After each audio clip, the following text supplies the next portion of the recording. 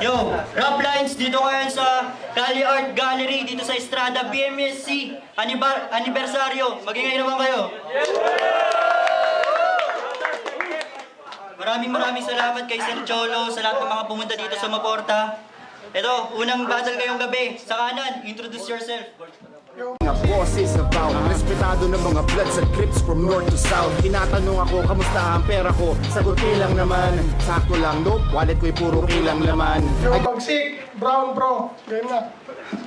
Sa kaliwa, pakilala ka. Kaya daba kasi wala na sa'yong dapat pang sukatin. Tayo'y magkasalungat, libong beses mong sumahin. Bakit di ka manalangin, baka sakaling dalawin ka ng kalupitan na nakupas mo ng hangarin. Di yung sugod ng sugod parang pakay magpakain. Imposibleng pumantay na nga pa naman, puro hangin. Ang sagot ay pabalang. Amot, King G, tsaka Team Cavite, tsaka mga buddies dyan. Heads, panalo si Bagsik. Una daw siya. First round para kay Bagsik.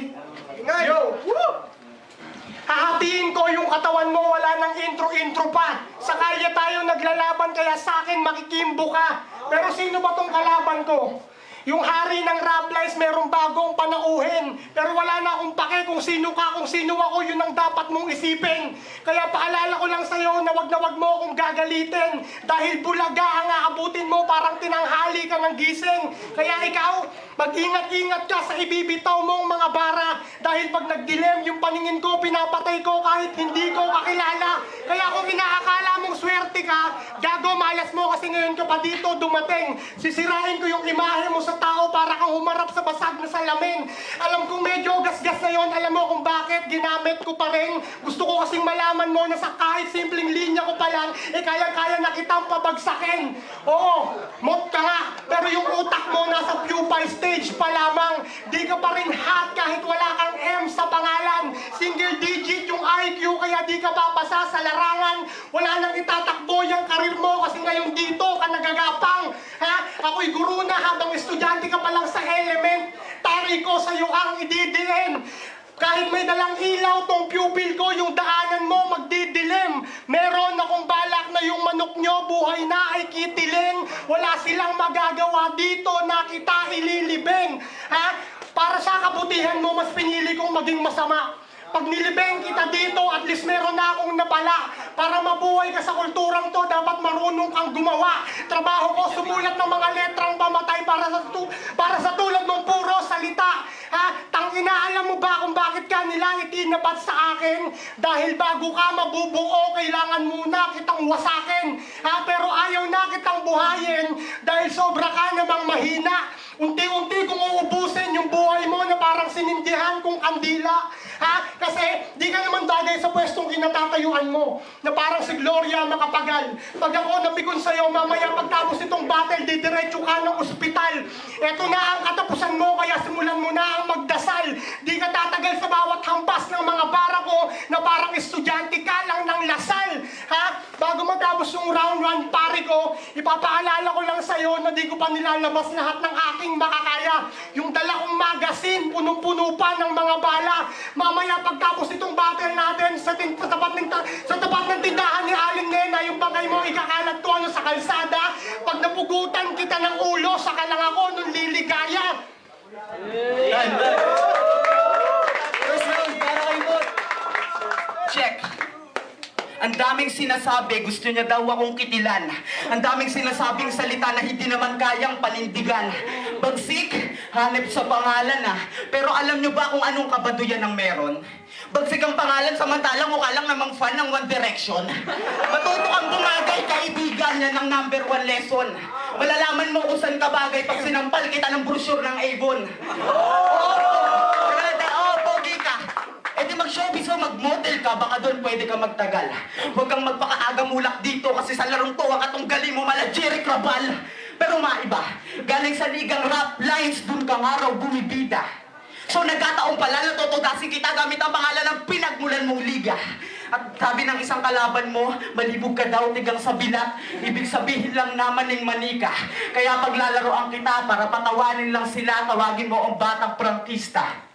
Balita ko, galing ka daw sa marangyang buhay, so paano ka magyabang? Mayaman ako, utang na kayo. Eh sino kaya magmumukhang astig pag nagyabang din ako sa iyong noong 12 anyos pa lang, magbubutang na ako. At sa mga nagpapaka-gangsta dyan na hindi alam ang ibig sabihin ng mambubutang mga putang ina nyo. Malamang hindi nyo nga alam kung ba't minumura ko kayo. At balik sa'yo, paalala lang tao lang ako pero magmimistulang milagrosong santo. Kasi magmumukha ka ngayong deboto na dumalo para lang bumalik sa mga paa ko. Time. Second round para kay Bagsik. Yo! Huwag kang magpatawa! Hindi mo ako kabiruan. Pag ako nagbiro sa'yo, mamaya pagtapos itong battle, iiwanan kitang duguan. Yung mga sinabi mo sa akin, tangina lahat ang corny nun. Hindi ka bebenta sa madla, parang RA versus Pogimon.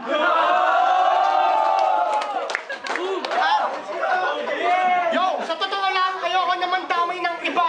Kaso yung shota mo, tangina ang pangit talaga. Otol, ang pangit niya, wala siyang kapares. Sobrang kapal ng ilong niya, parang kalamares. Ha? Tapos para siyang between. Marami nang nakalibot. Kepyas niya parang black hole, nanghihigop.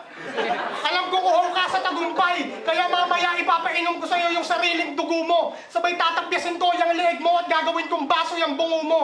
Oo, may mabibitaw ka, pero kung titimbangin, di ka sa akin makakapantay. Malayo na narating ko, nagsisimula ka palang lumakbay. Ilang beses na akong nasugatan, ilang beses na akong gumaling. Mapurol ko na dila, hinasa at tumalim. Kaya kung inaakala mo kaya mo ko, sa pagkakatulog mo, dapat ka nang magising. Marami ka pang kakaining bigas, kaya simulan mo na ang magtanim. Ha? Ako, umaani na ako ng respeto. Sinusuklian ko yun ng talento. Hindi tayo magkapareho dahil wala ka neto. Oo, wala kang utak, pati dignidad wala rin. Magpasalamat ka na lang, tinutulungan ka pa ni Maweng. Oo, nagmakaawa ka lang naman sa kanya, kaya ka lang niya inampon. Kung hindi ka niya tinulungan, panigurado na mamulot ka pa rin ng basura hanggang ngayon. Ha? Kasi ito, sobrang tanga. Akala niya planeta yung Cuneta Astrodome. Sa sobrang hirap mo dati, sa Facebook ka lang may home. Ha? Pero wala kang utang na loob, di ka pa nakontento sa barya. Dahil pag nakatalikod na si Maweng kung ano-ano yung sinasabi mo sa kanya. Oo, tol, yung taong tumutulong sa'yo sa ibang tao, nagagawa mo pang siraan. Pinagkakalat mo sa iba, pag na may battle ka, hindi ka niya binabayaran. Kaya ngayon, di ka na makakaharap kay Maweng matapos mo siyang tirahin patalikod. Wala na yung taong babangon sa'yo matapos kitang mapataob. Pero kung akala mong ikaw lang yung lamang, gago ngayon yung puso mo, durog. Ginagawa niyang bitch yung shota mo at yun yung pambayad mo ng utang na loob. Time. Yo, game. Second round para kay Mot. O dinadamay pa yung mahal na mahal kong babae. Oo, ganun kasi akong lalaki, hindi sa itsura bumabase. Sa 29 pala, birthday ko na. Salamat sa mga nakakaalala pa. Tay Maweng at Trabalingit sa maagang regalo, salamat ah. Nagustuhan ko naman ang laruan na gift nyo. Huwag kayong mag-alala, ako yung batang ang nilalaro, nililigpit ko. Ako'y parang si Benten, pero ang pagkahilimaw nasa bibig ko, habang parang naghahabulan si Tom and Jerry sa loob ng dibdib mo. At nung nakaraan pa lang nagkatonsil at lagnat ako, hindi ko nasipot si Waway. Pinapak daw yung pangalan ko, si Tarantado, parang nabitin sa away. Pwes, babawi ako sa'yo at sa mga naghintay ngayong nagkaroon pa ako ng gana. Bago ang laban, tip ko, kumontrata ka na sa pinakamalapit na funeraria. Pero mas kawawa ka ngayong tinamaan pa ako ng sumpong. Iiwanan kitang nakapasok ang ulo sa sarili mong tumbong. Speaking of tumbong, yung burnik mong may halo ng mga uban, bubunutin ko, gagawin kong black and white na lumbans. Tapos ibang sakal natin sa sarili mong leeg at nakangiwi kang magpakuha ng litrato. Malay mo mag-trending ka naman sa paraang hindi nagpapagwapo. At magkaiba tayo. Hindi ko pinasok ang rap para magpaapilang. At hindi ako katulad mo na ginagamit ang rap dagdag apilang. Fuck you! Time.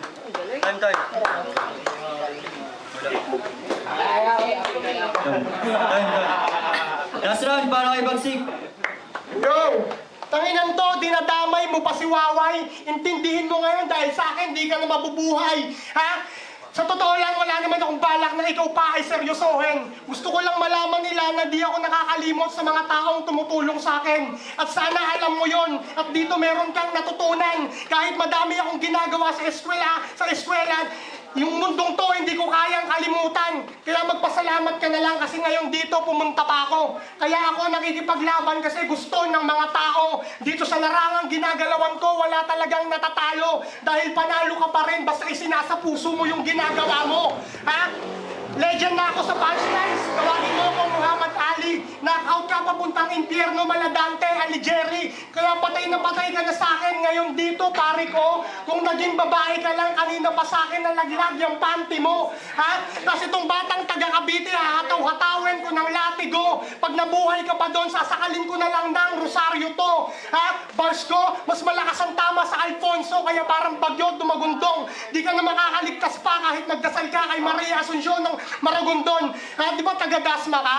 Palibasa di ka tinatanggap sa kawit. Wala ka daw kasing case sa rap at tinataboy ka sa kultura ng awit. Ha? Kaya ang talunin ako, mananatili na lang yan sa iyong fantasy. July 12, 2014, pinatay kita at ito na, at nakalagay na yan sa iyong autobiography.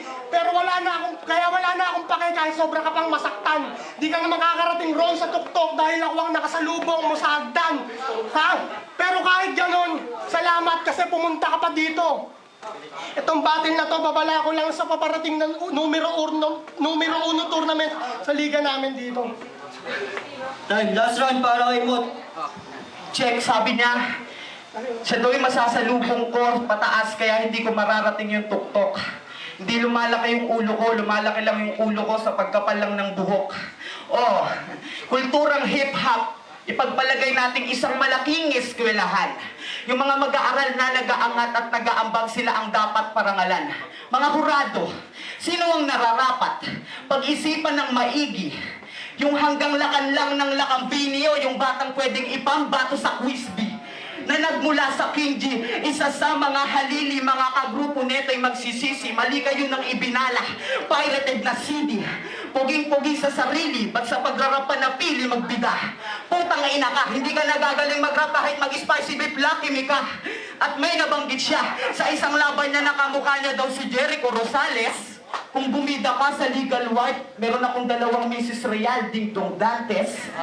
O siya, tapos na ang mga pagkukumpara. Wala na kung ano-ano pa. Ang tunay na pagpatay ko naman sa'yo ay susunod na. Isang gabi sa isang simenteryo, kumikidlat at kumukulog ka. Hila-hila ko ang iyong paa habang sa pagkakabugbog, tulog na tulog ka. Nakagapos ang iyong mga kaibigan, pinanonood ka, na inilalagay ko sa puntod na may uod-uod pa. Oh, sige sabihin na natin in reality, hindi ko talaga kayang gawin yon. Pero wala nang pinagkaiba pa dun ang ginawa ko sa iyo mula kanina hanggang sa kasalukuyang sitwasyon. Time. Rap Lines, BMSC, palakpakan niyo naman po.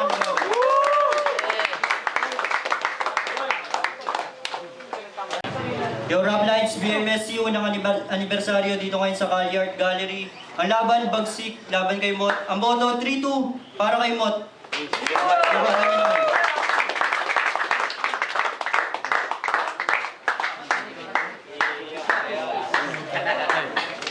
Binigay ko yung bot.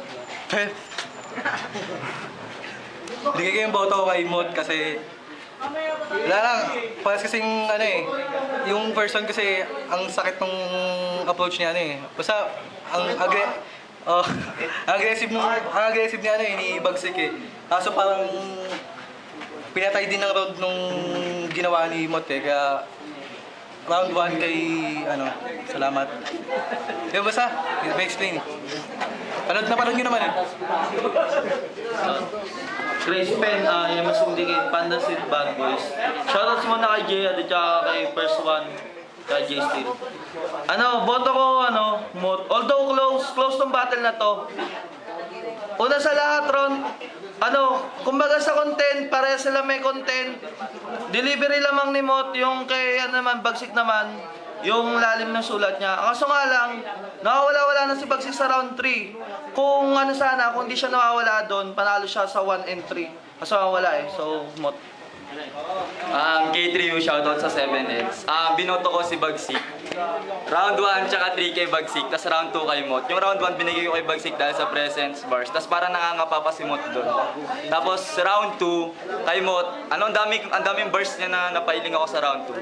Tas round 3 kay Bagsik kasi killer line yung mga reference niya about sa Cavite. Sir. Sa akin si Mot, although parehas naman sila, si Bagsik tsaka si Mot na mabibigat yung mga pinitawan, pero ang pinagbasihan ko na lang kasi si Bagsik medyo nagpakay dun sa ibang bars niya. So, I go for Mot. Yes, this is Road Boy, Moat versus Bagsik. So, yung una kong boto, first round kay Bagsik, saka yung second round. So, no time limits yun. So, nagustuhan ko yung mga punchline niya doon, at saka yung setup kay Bagsik. So, bigay ko yung boto kay Bagsik. So, yeah man.